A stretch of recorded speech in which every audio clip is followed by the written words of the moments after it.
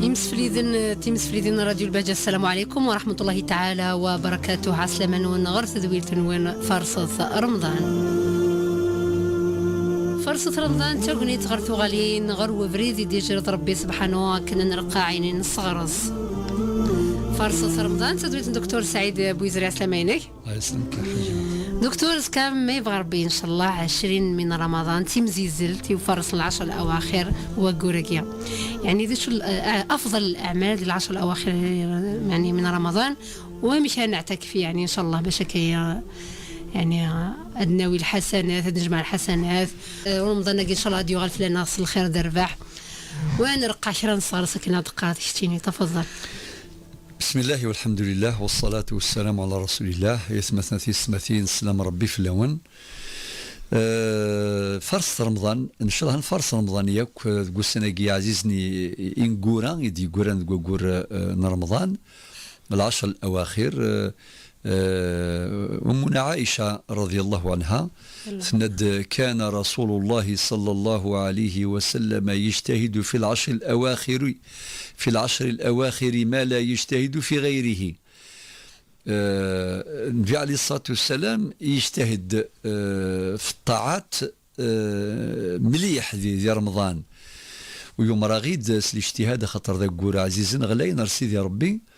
أما الساعة بوين ري فرصن رمضان ذي الطاعة ذويني الهان، ولكن ذا والسناقين قورا الهان طاس أي غار خطر ذيك السن أطاس تمثالي قلان ذيك السن ليلة القدر ونزران المثيلي ويند ذي الحديث وايض يند التمسوها في العشر الأواخر من رمضان. ذي الرواية الحديث واضنش في الوتر، يعني ليلة 21 23 25 27 29. لذلك أما كدنا السيدة عائشة النبي صلى الله عليه وسلم يعني يجتهد في العشر الأواخر مليح أكثر بين يجتهد ذي الوقت وايض يجتهدوا في العشر الأواخر.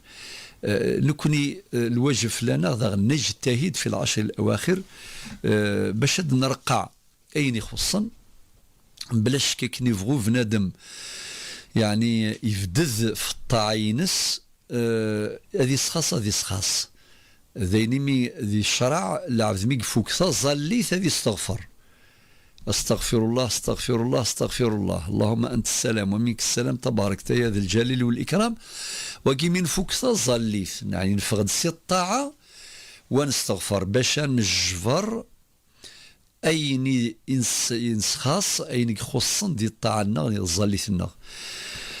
تصور يمكنني رمضان هذي فوق بلا شك يبدا نقرا سلا سلامة اسمي ديوسا ثورة نقرا روح كان سلا عقل خاطر نحوجيث سواطاس ثورة السنقي عزيزني غدي قران أوها ربي أثن فارس مليح ما إلا يوندهنا وإلا يوفق ربي باش نحضر ليلة القدري.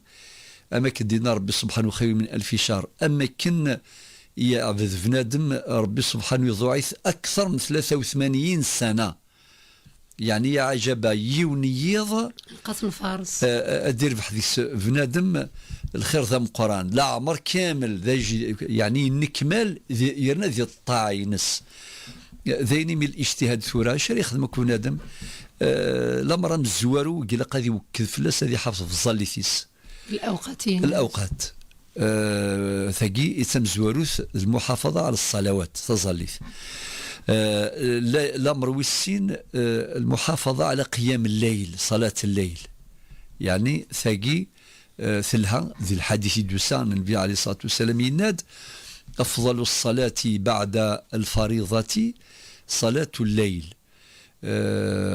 نخدم القيام الليل كنت تقول سنة قاعدان قوضانا قاعدان وين غادي يقول لك هذا السنة إلا كان فرصة أكثر ونجتهد أكثر. الأمر والثلاثة القرآن الكريم.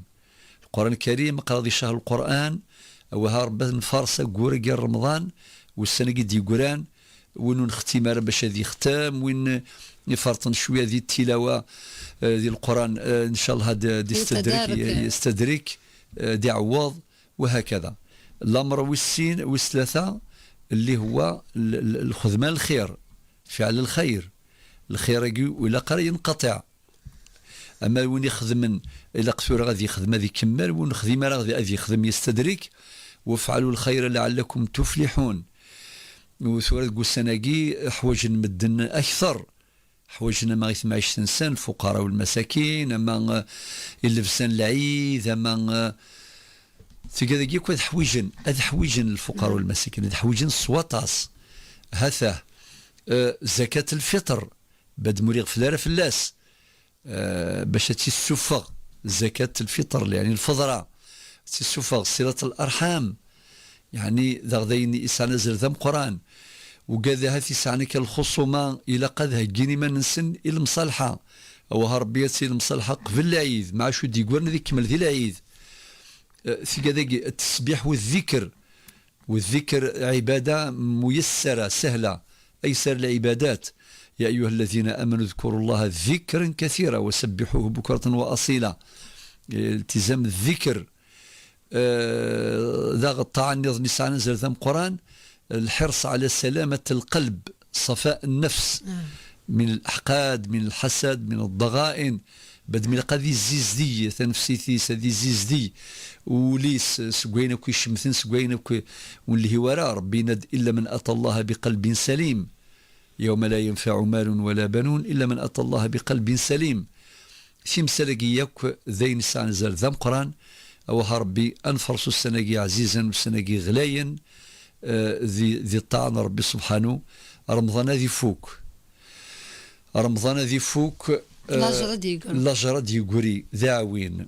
أما كنا ريفوك رمضان أذي فوق لا عمرنا غاكن من الله.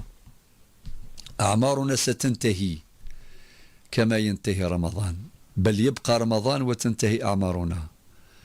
غاس رمضان أذ يغال فكرة رمضان ديغال قابل وافلا كلمة يردونيث، ولكن ذي عمرنا غير يكفون ريفوكن وردي تسوغال. وها ربي يغتقسم ربي يكس الحسن الخاتمة باش من فوق رمضان إن شاء الله أنا عقذاك ذي ثلويث ذي الهنا. وين يبغى دي سقسي الشيخ بويزري غادي يسيول 023 70 90 90 لمن يريد التواصل مع الشيخ الدكتور سعيد بويزري. يمكنكم الاتصال على 023 70 90 90. شيخنا نبدو عندنا الفوز تقسيم مزوارو صور نادية سعين طايا هناك تقسي تم زوارو ثاني تضروا يا غاكيت على كل هذه الجامعة العبادة قد صطفنا مكان تيكون صطفنا مكان يدينين امكانيه حجيزه مثلا تاكيني ثنيك ودي لي تقشت تمشطيطح تفهم كاني ثني صحراصيه تبوسي تكاكي صحراصيه نيكم بعد يضليت الناس كي شات تحس تكس ذن مشيطح صح. وتمثل ناديه هذا مني ثم زوروس وين يطفنا كان ممكن الجامع والهواره. حجز الاماكن في المسجد غير مقبول، غير مقبول. يعني الواحد يجلس حيث بلغ به المجلس، يدخل الجامعة وين لقى مكان يصلي وبالتوسعة، يعني ما يلزمش الإنسان يضيق على الناس. ولتما يون باش هذه طفى مكان داخل الجامعة ويلهي ورا ميكش ما الجامعة دا يوفى مكان هذه قيم ذايا ولا قارد ميحرص مدن داخل الجامعة. ثورة كميني مستفكض النصيحة ياقي والسيادة ذنوب بالعكس. وها ربي ما تسياض إلا قد زولهنت باللي ولا شواري حجزنا مكان ثين دي بضن صطفى مكانيس من بعد ثم الصف الذي يليه وذ فيروة بالميت شور الصفا مزوارو هذا يوال الصفو السين هذا يوال الصفو الماء كان ذا يشور الصفوف هذا ما ذي رقزنا ما تسولاوين صافي. وها ربي ثمسال تاقي ولا قارا غتسيلي خاطر العبد لق ما يشمي الظليث هذيك الشم وليس يصفى يرنا هذه يسعو الخشوع خاطر ما إلا يتقلق كنيا ولا مش يخشع ولا ما إلا تروح رصد يعني النصيحة إلا قصفك النصيحة أسفك ثياض النصيحة ما إلا ورث قبيلة راه مقلم كان وايض باش يرم ربي تهني ذا صار تحت يا خير. اللي عنده أي إشكال في هذا الموضوع حنا نتمناو باش ما يكونش إشكال في هذا الموضوع نملأ الصفوف بطريقة مؤدبة، بطريقة منتظمة منظمة، بكل أدب وذوق. ولكن إذا كان الإنسان يعني طاح مع إنسان ما قدرش يتفاهم معاه وكذا، يعني يحرصه ولا يبدل المكان والسلام، يبدل المكان والسلام. نسأل الله لنا الهداية جميعا ان شاء الله. انه ما يلزمش هذه الامور تكون في المساجد على وجه الاطلاق. والله بغا كيدير حاجه شيخ في القضيه كاينين الصفوف في المسجد، الصف لا يكتمل، الصف التلاوي قيمة تدفيري تبديل انت مكان تظليت ايث مثلا في سماثين يلق بنادم سع الادب، سع الادب، سع النظام، سي الادباكين وبنادم يلقى هذيك الشم غادي تشار الصف، غادي تشار سليسر، سليسر يعني ماشي المحارصه ولا قريتي ديالي وحرس، الا قادي لي سليسر هذا غاس بالك مرة قيمة كني مرة قيمة ثلاوين بالك ذو ساعة أكثر خاطر قيمة، ولكن مرة نكرر ظليث إلى نكمل الصفوف، نكمل الصفوف يعني الكتف الكتف والقدم القدم يستوي الصف، ولكن بلا حرج بلا ضغوط، يعني ولا قرا ذي اللي ضغطنا مقارنة خاطر ونا ممكن يسبب حتى في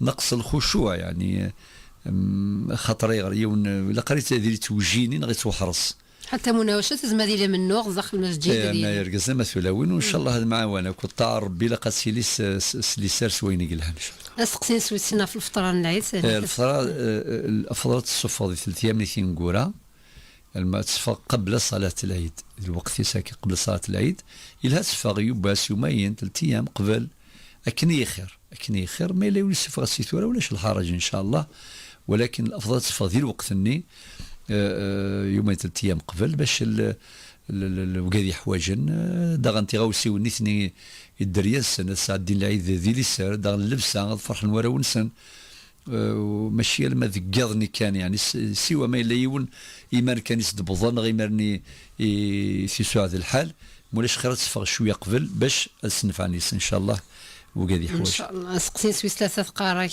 9 ميس يخدم هكا يو المجال نيك كنديس الرشوايه كويس نيك يبغى يحبس اخدم نيك كوزمير غارت نيك كيعجب الحمد يحبس اخدم خمت لا يلام ربي الناد لا تزر وازرة وزر أخرى كل يومين زراعتي غلث. نعم. المهم نتسى لا يتعامل بالرشوة، الرشوة حرام جريمة تعزيرية لعن الله الراشي والمرتشي، ماشي ذي سهلا الرشوة ذا الحرام، ولكن نتساوي تسو حاسبة فين ناخذ من وياض وتسو حاسبة فين ناخذ من وياض مادام تسوسي خدمة راه ويصير الذنوب ويصير الإثم، ينصح يوجه يرشد هذه خدمة الزمرتيس، ينهى عن المنكر بقدر الإمكان لأنه هذا منكر هذه ينهو فلاس، ولكن تساوي تسوالى سارة وتسو حسب ما إلا مما لا يطيق ولزميرارة هذه والي الشغلاء يكون زما كي يصبر فلاس إن شاء الله يدير رزق ربي سند النظام ان شاء الله كيدير رزق ربي الخدمه يلهان راه يصفرحني ان شاء الله تعالى، ولكن لو كان يقيم يغواليم اكني خير هذه يقيم خاطر يسوى ساره مادام ثورة يفغد نكون نسير ان شاء الله ذي فهم كان يلهان يصلح. اسقسين سنكاروت نيك بس ميموت قالت تقوي مثل الكابيتال دي سي نيك ما تاوين ثماني سنه تفرق كترواس كابيتال دي سي ماشي ذا الميراث، الكابيتال دي سي الفلسفه ينس ديال القانون يسدي وكادي حواجن راس المال وفاه، الدليل لو كانوا تسينار وكادي حواجن ودي ثغره لو كانوا تسينار وكادي حواجن ودي ثغره وثي استهلن اتاوي امام لا فوف الارمله أك ما إلا يجا تقشيش تزويجارا وتخدمارا أساوي ما إلا يعني يجد ميس ماشي ذا خدام مثلا ذا معذور يسعى العذر ذا أديفق أثي ضبطون سي لا سورس سي المصدر أدي يفضون شحال ثاوي ثيمات سمطوث يعني لافوف الأرملة اشحال ثوي اللي سون خدمه راه نجوج راه ما الا ثلا بداية ما تجوج وتسدو يرا مادام الدارة أضفضون كان في قاعد يدا وقاعد أصحاب الحقوق رأس المال وفاة يمنح لذوي الحقوق ماشي الميراث. ماذا الميراث النظام وين يقسم بالفريضة الشرعية. النظام ماشي رأس المال وفاة. هذيك الصحة شيخنا. درض فستين سهيلة نيكين كي دير تسليث 10 سكوسنيا كينيا نيك معنا ساغي نولوسي و4 سنين كينيا يعني يعاملوها بسوء كلي هذاك الشيء ما غادي تمقول رايت ديرو زميت لكن كي ثاني كذلغ العمري وغلعب ذاكين عم كخمات لكن انا احسن اليه جاوبتي تستعرف شيخنا. سهيلة اولا ربي يحفظك بنتي بارك الله فيك لانك حريصة على تحسين العلاقة مع لوسك وهذا امر طيب للغاية. هذه العروسة اللي نحبوها بكل صراحة هي اللي تكون حريصة باش ما تحرجش زوجها قدام عائلته. ماشي تقول المهم أنا زوجي والباقي ما يهمنيش، لا تكون حريصة باش تحسن علاقتها مع الوالدين نتاع زوجها مع يعني الإخوة والأخوات نتاع زوجها الواسعة. وبارك الله فيك. الآن هذا لوسك ربي يهديه راه يقلب وجهه يعني راه يعمر غير بالسيئات. والله راه يغيظ واحد الإنسان كيما هذا يغيظ. أنت راكي تزيدي في الحسنات وهو راه يعمر في السيئات. دخلي الباب تقولي السلام عليكم هو يقلب وجهه يخرج. والله راه يغيظ حقيقة. وانت في هذيك اللحظات يسعدك راكي تعمري في الحسنات. لذلك انت كملي في الخدمة نتاعك عادي، روحي تزوري عجوزتك ما تخليش عليها رغم انك تلقيه ثم ما تتخليش توصلي السلام عليكم سلمي عليهم ان شاء الله ربي يهديه. وانا على يقين يا سهيلة بلي ربي يهديه. وشفي عليها شفي عليها مليح. هذا لوسك ربي يهديه عاجلا بإذن الله. ولكن لازم زوجك يكون عنده دور يهدر معاه. وقبل زوجك عجوزتك لازم تهدر معاه تقول يا وليدي خير إن شاء الله. لازم يهدروا معاه لأنه أحيانا يا سهيلة بعض الناس ربي يهديهم ويهدينا يدير في باله حاجة وهكذا بلا السبة كاين اللي يديروا معارك مع الناس بدون سبب، يدير الحرب يدير القرة هكذا بلا السبة. كي تهدر معاه تنصحوا ترشدوا تذكروا على الأقل يكون الحد الأدنى بيناتكم اللي هو رد السلام. هذا الحد الأدنى بين أفراد الأسرة الواحدة لازم يكون السلام عليكم وعليكم السلام كيف راكم لاباس بخير الحمد لله ربي يحفظكم. يعني ثواني يا عجبة واحد ينتصر على نفسه ثواني. هو واش يعني يرفد جبل كي يقول لك مرحبا بك يا سهيلة كيف راكم لاباس وذراري بخير صحتك لاباس كيف راكم مع رمضان. يعني هذه المجاملات هذه يعني ثواني يهضرها معاك ويسلك ويتهنى ويسلك. ولكن للأسف احنا مازال ندعيو له ان شاء الله وعلى يقين ان شاء الله ربي يهديه باذن الله تعالى. اذن عجوزتك عندها دور وزوجك عنده دور واخواتاته الاخرين عندهم دور وربما اخر واحد هو زوجك. لانه زوجك ممكن ثم يقول له كلمه وكذا ممكن زوجك يغضب وخلاص يقول يا فلان خلاص حبيت قاطع يلا قطيعه. لذلك نفضل زوجك هو آخر من يتدخل. هذه نصيحة. الآخرين قاع يتدخلوا.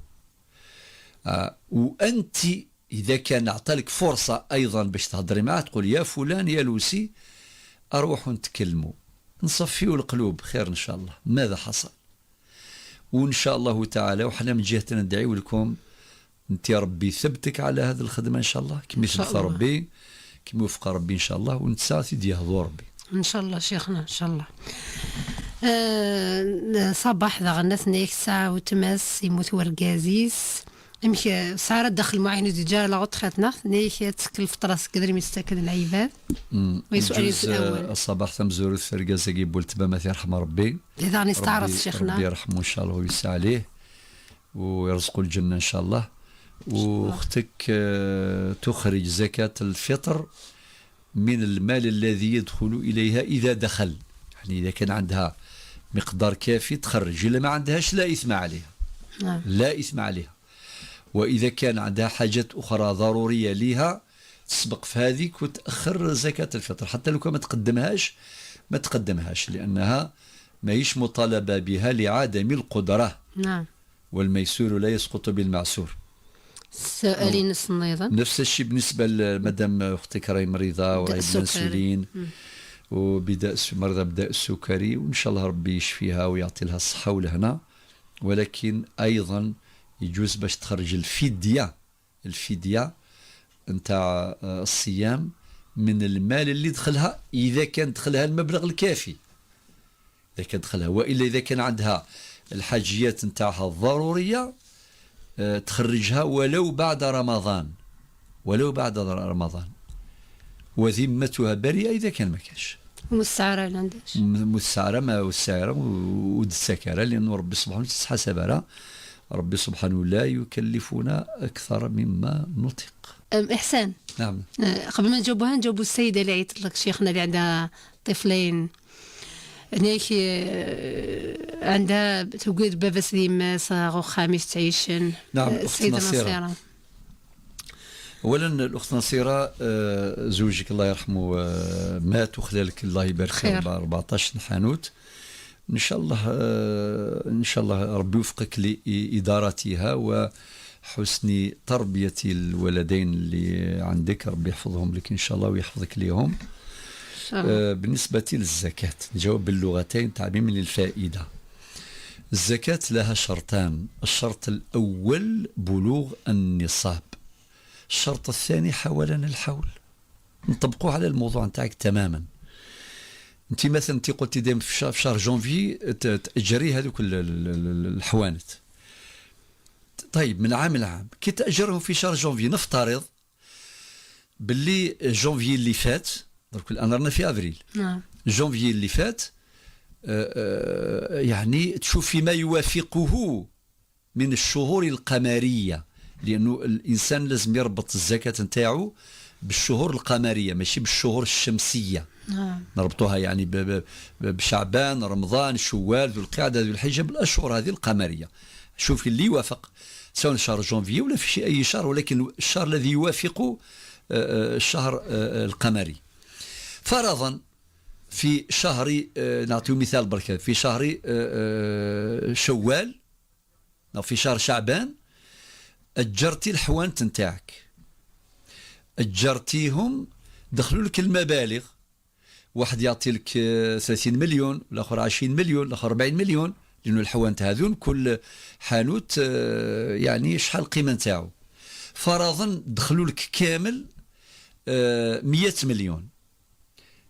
مادام دخلوا لك 100 مليون نقول لك باللي عندك نصاب الزكاة اللي تجاوز 70 مليون. معناتها الشرط الأول تحقق، الشرط مزوارو يضرع مثل ذي المثل ذي شعبان يك في حنينم 20 مليون 30 40 ما نجمع كنا في باللي ذي المثل 100 مليون كيما ديك الشمام. هذا منيني باللي يا ولتما سعر الشرط مزوارون الزكاة.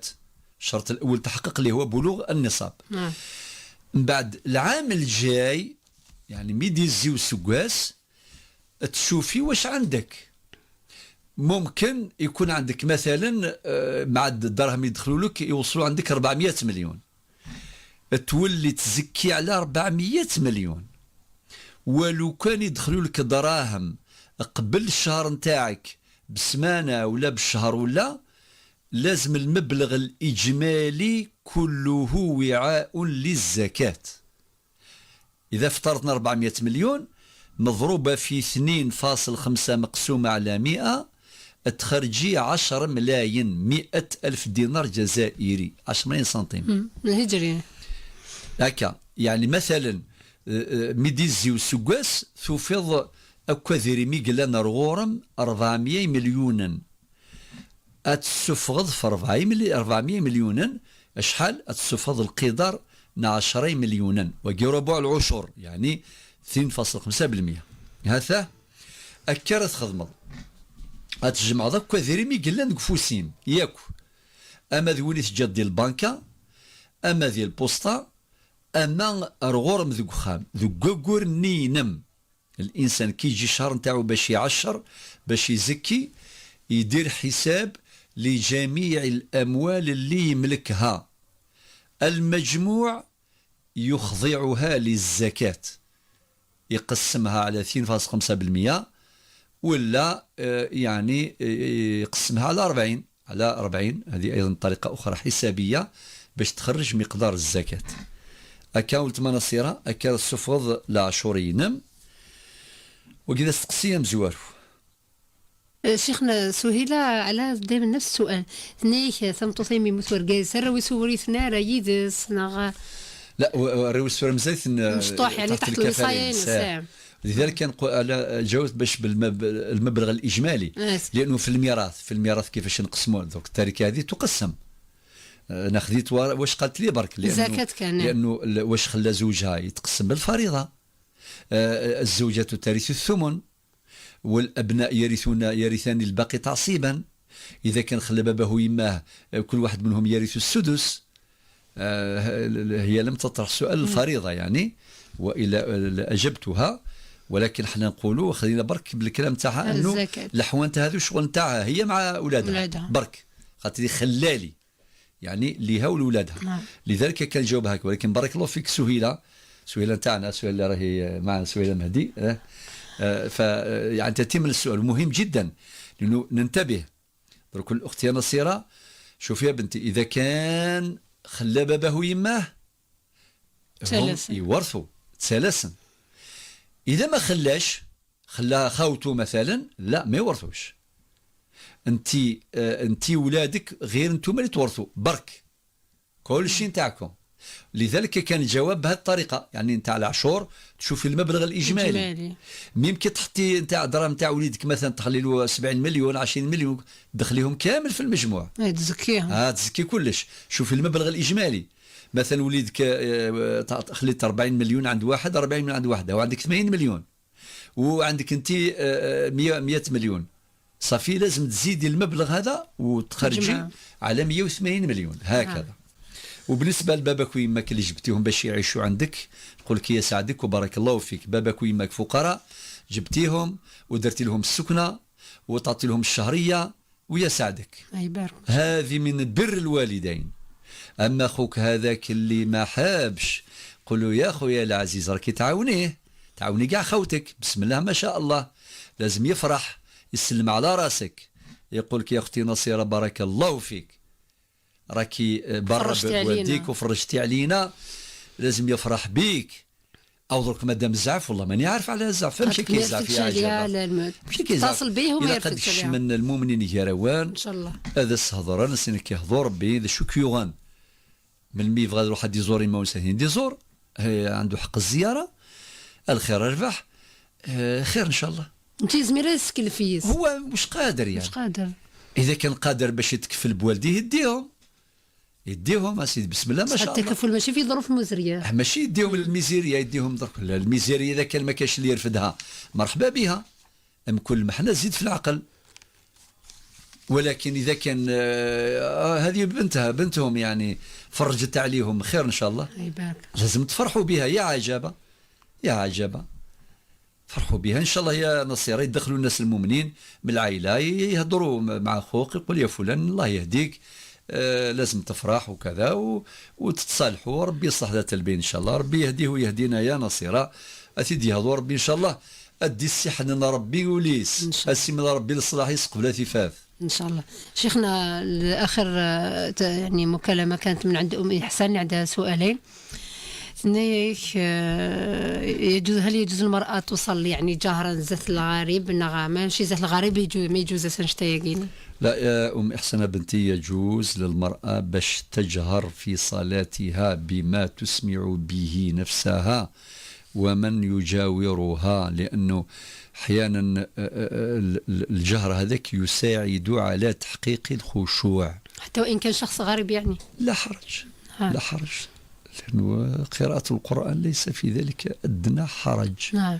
تقرأي القرآن بنتي عادي، تسمعين نفسك ومن اللي جالس تما، ولو كان جو ضياف ولا كذا وصليتي ما في حرج يعني، لأنه هو الخشوع هذا هو روح الصلاة. كاين بزاف ناس يقول لك والله غير أنا كي نصليها كنجهر شوية، ندير الجهرة كذا، هذا يساعدني على تحقيق الخشوع. تعود تسمع الآيات كذا. أي نعم، والخشوع روح الصلاة. نعم. على درك الآن كي نقراو نصليو في الصلوات الجهرية ونسمعوا الإمام يقرأ وإلى آخره، هذا يساعدنا على التركيز وعلى التدبر وعلى الخشوع. وربي قال قد أفلح المؤمنون الذين هم في صلاتهم خاشعون. إذن فالحرج مرفوع. السؤال الثاني: كيف نوفق بين صلة الرحم والغيبة؟ وانا بنتي أم إحسان واش نقول لك، يعني الآن المجالس هي امتحانات في الحقيقة، الآن امتحانات. هناك من يكثر من الغيبة في المجالس فيذكرون الغائبين بسوء، يعني يؤذيهم. هذا أمر لا يجوز، صعب جدا.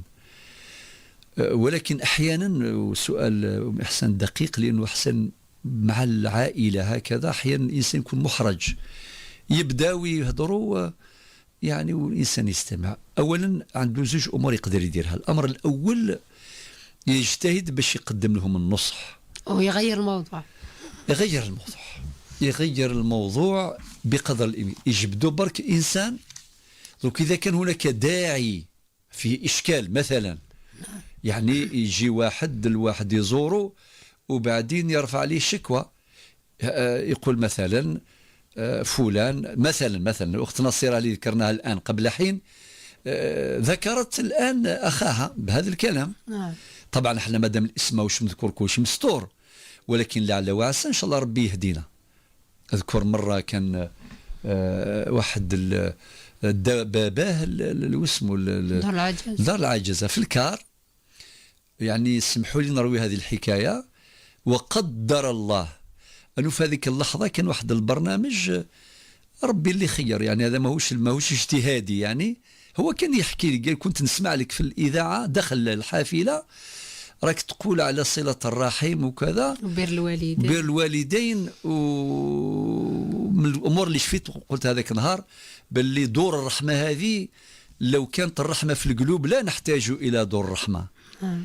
ونحكي كيف في العواشر والوالدين وكذا اللي يعيشوا في دور العجزة وكذا، هو ما خبروش، ما قالوش يا بابا نديك لدار العجزة، دار كل الإجراءات باش يديه.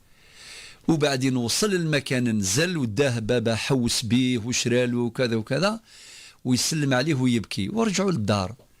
قال لي قلبي ربي هداني ورجعت بابا للدار. لعل الكلمة هذا من فضل الله، ربي سبحانه هو اللي يسر له، وربي اللي سخر هذاك السائق الحافلة باش يفتح في الوقت هذاك المذياع. هذه أقدار ربي كتب له الهداية باش ما يغلطش يدي باباه للدار العجزة. علاش قلت هذا الكلام؟ باش نقول باللي هو أمامنا حكاية نتاع نصيرة. دروك إذا كان رفعت مثل هذا الأمر في مجلس من المجالس، ليس في ذلك، هي تطلب النصيحة، تطلب التوجيه والإرشاد، فمن هذا الباب يجوز. أما تغيير الموضوع ذلك أحسن كي يكون الغيبة موجودة في مثل هذه المجالس، ماشي مليحة. وإذا كان الإنسان يعني ما قدرش يدير هذا النصح ولو يعني بقلبه، يستنكر بقلبه، وذلك أضعف الإيمان، ولا يشارك لكي لا يأثم. إن شاء الله إحسان ربي يبلغك إن شاء الله ليلة القدر، ونسأل الله أن يوفقنا جميعا لموافقة ليلة القدر، وربي يحفظكم جميعا ويستركم وينصركم إن شاء الله، ويتقبل منا ومنكم جميعا صالح الأعمال.